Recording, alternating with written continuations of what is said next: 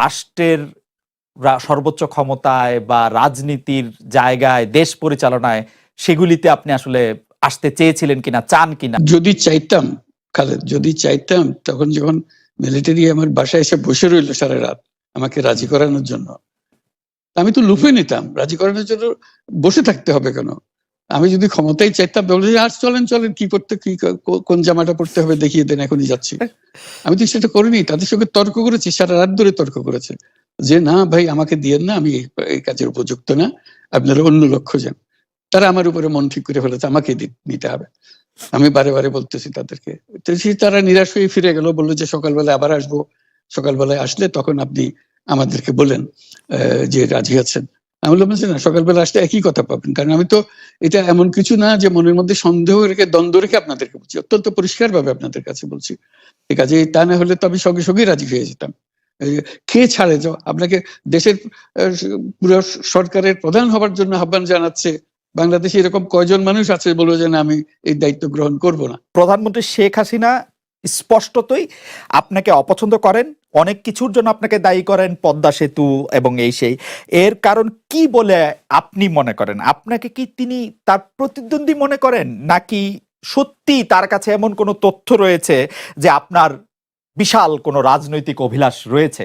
আপনি কি রাজনৈতিকভাবে তার প্রতিদ্বন্দ্বী হয়ে উঠছেন বলে তিনি আপনাকে অপছন্দ করছেন, না কি কারণে, আপনার কি মনে হয়? আমার মনে হয় উনি মনে করেন যে আমি দেশের সর্বোচ্চ ডাকু, সন্ত্রাসী, কিংবা আমি অপরাধী, আমি সেরা চোর, এই জাতীয় জিনিস মনে করেন। কাজে সেগুলো ব্যাখ্যা করেন উনি তার মুখে। উনি বলেন যে আমি সুদখোর, আমি ঘুষখোর, আমি সব এমন সব কটু শব্দ ব্যবহার করেন যাতে মনে হয় যে আমার সম্বন্ধে তার ধারণা খুবই খারাপ। কিন্তু এইটা তো এরকম ছিল না।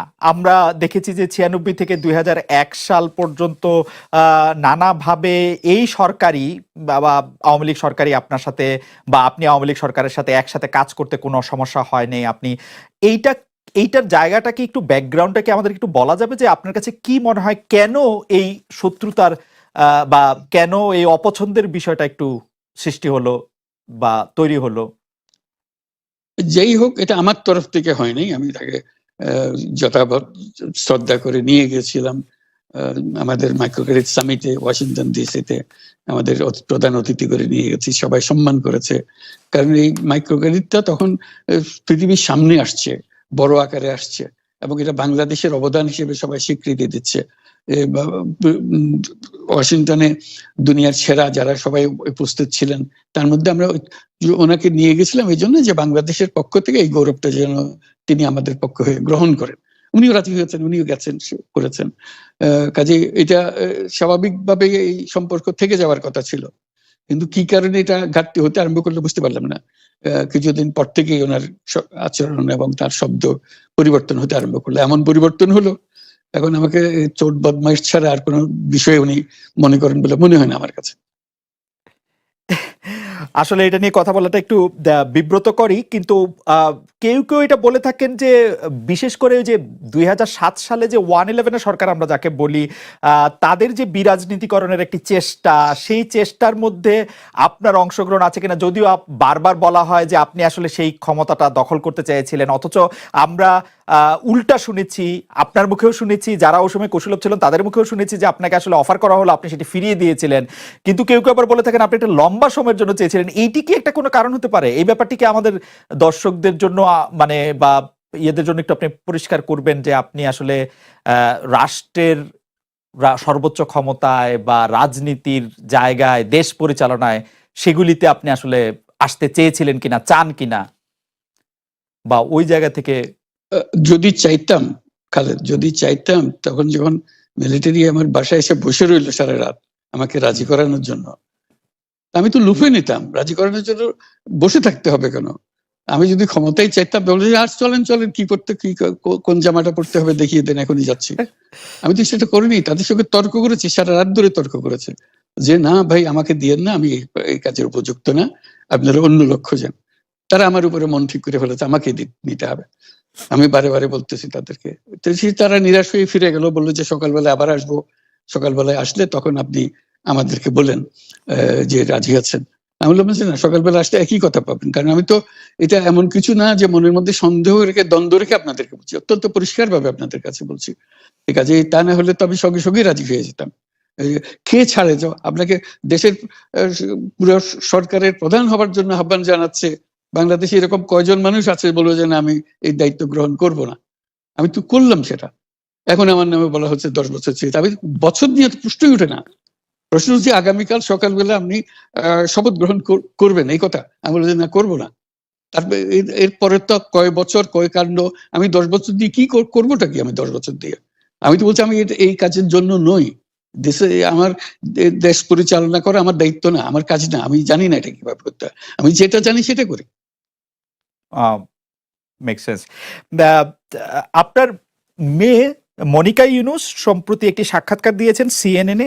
সেখানে আমি তাকে একটু যদি অনুবাদ করি তাহলে সেরকম পড়তে পারবো, যে আমি তাকে উদ্ধৃত করছি যে কোনো এক সময় প্রধানমন্ত্রী শেখ হাসিনা ও ডক্টর ইউনুস একসঙ্গে কাজ করেছেন। আমি আশা করি সেই সময়টা আবার ফিরে আসুক, শুধু গ্রামীণ কিংবা সংশ্লিষ্ট সব প্রতিষ্ঠানগুলোর ভালোর জন্যই নয়। যদি তারা আবারও একসঙ্গে কাজ করেন তাহলে সেটা চমৎকার হবে। এই মনিকা ইউনুসের এই আশা কি আপনারও মানে একই রকম আশা কিনা, যে প্রধানমন্ত্রী শেখ হাসিনা এবং ডক্টর ইউনুস একসঙ্গে কাজ করলে আরো কিছু চমৎকার কাজ হবে, বা এটা আপনি আশা করছেন এরকম কি? এটা কি এখন আমার জন্য করা যাচ্ছে না যে আমি নারাজ, যে করতে চাই না? তুমি ভাবখানা এমন করছো যে আমি আপত্তি করছি, আমি কাজ করতে চাই না। আমাকে যে বললাম চোর বদমাইশ করে রেখেছে, সেখানে কাজ করার তো কথাই উঠছে না। আমার নাম উঠলেই ওনার রাগ উঠে যায়। আমাকে সুদখোর না বললে ওনার মন তৃপ্ত হয় না। আমাকে চুবিয়ে না ডুবালে, পদ্মা নদীতে আমাকে চুবিয়ে না ডুবালে ওনার মনে শান্তি আসে না। ঠিক আছে, এখন আমি কি করে বলবো? ওনাকে বলতে তো হবে, ওনাকে যদি কিছু বলতে হয়। পদ্মা নদীর কথাটা যখন উঠলই, পদ্মা ব্রিজ সম্পর্কে যে কথাটা সরকারের উচ্চ মহল থেকে এটা বলা হয় যে আপনি আপনার ক্ষমতা ব্যবহার করে বা আপনার পরিচিতি ব্যবহার করে বা আপনার যে একটা সাংঘাতিক রকমের গ্রহণযোগ্যতা সারা দুনিয়াতে আছে, যেটি আসলে ওয়ার্ল্ড ব্যাংক সহ অন্য জায়গায় আছে, সেটি দিয়ে আসলে আপনি পদ্মা সেতুটা বাংলাদেশ যাতে ঋণ না পায় সেটির জন্য আপনি চেষ্টা করেছেন। এই ব্যাপারটা নিয়ে কি আপনি একটু কিছু বলবেন, যে এটা আপনার বিরুদ্ধে একটা অভিযোগ? কি বলবো, এটা বলো, এটা হাস্যকর একটা কথা মুখ থেকে বলে ফেললো চোর ডাকাতের মতো, এটাও আরেকটা বলে ফেললো, এটাই সত্য হয়ে গেল। আমরা যে বারে বারে বিবৃতি দিলাম তখন এটা প্রশ্নই উঠে না। আমরা বাংলাদেশের নাগরিক হিসেবে আমরা গৌরবান্বিত যে এই পদ্মা সেতুর উপরে আমরা একটা সেতু বানাতে পারবো, এটার জন্য আমরা সবাই চাই। কাজে এটা তো বিরোধিতা করার তো প্রশ্নই উঠে না। কেন বিরোধিতা করবো? দেশে যে একটা বড় রকমের ঘটনা ঘটতে যাচ্ছে সেটা তো আমরা সবাই সমর্থন করেছি। তিনি বলেই চললেন। এখন একজনে বলতে থাকলে তো আমার করার কিছু তো নাই। উনি এত শক্তিধর যে এখানে আমার কথা তো কিছুই থাকে না। ওনার সরকারের যাবতীয় প্রচার যন্ত্র ওনার হাতে। আমার তো আমার গলার যত তীক্ষ্ণ।